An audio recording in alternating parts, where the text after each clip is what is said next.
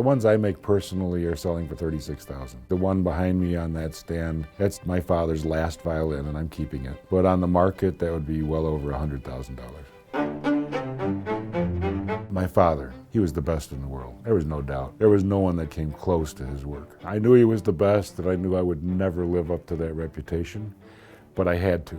As a patriotic Chicagoan, I think it's super cool that one of the greatest American violin makers was Carl Becker. I'm lucky to live in Chicago. There are people who live in places where they have to, fly into another city to go to a qualified luthier, but I just have to hop in a cab and go 10 minutes away. I am Paul Becker, and I make violins. It's about 5 generations. I started when I was 14 years old. It started with Herman Macklett. He worked in the 1850s. He used to brag that he was better than Strad in his making. My grandfather, Carl G. Becker, started making in 1901 at the age of 14. My father learned from him, and I learned from my father and grandfather. I spent my childhood growing up in the North Woods and went into the shop one day and said, "Dad, someday I should be in the shop." The next day I had a bench. At first I was struggling. I grew up with a person that always questioned what he was doing and always made sure that if there was an advancement he could possibly do, he would try it. Dad just had this desire to get the best sound out of every instrument he touched. He developed and invented many of the adjustment tools and skills that I still use today. My grandfather was more of an artisan. His hand was incredible. I watched him cut F-holes with one stroke. It was just, and it amazed me when I was a kid.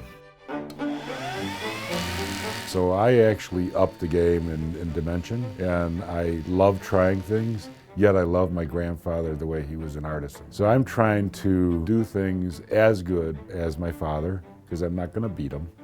And I don't want to, but I don't want to be looked as secondary.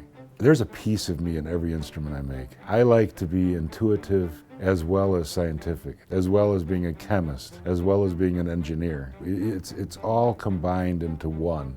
It puts me into a zone where when I start working, you can talk to me and I will not answer you. And I become one, and the ones that I do that with and most successful with that are the best sounding instruments. This violin was my father's last violin. The last year of his life, we were able to get his friends and musicians that he worked on all his life.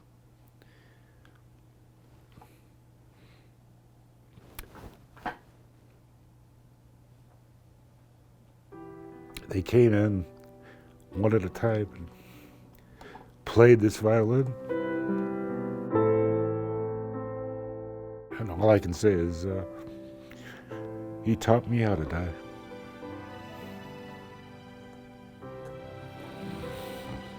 He really, really taught me, and I really learned.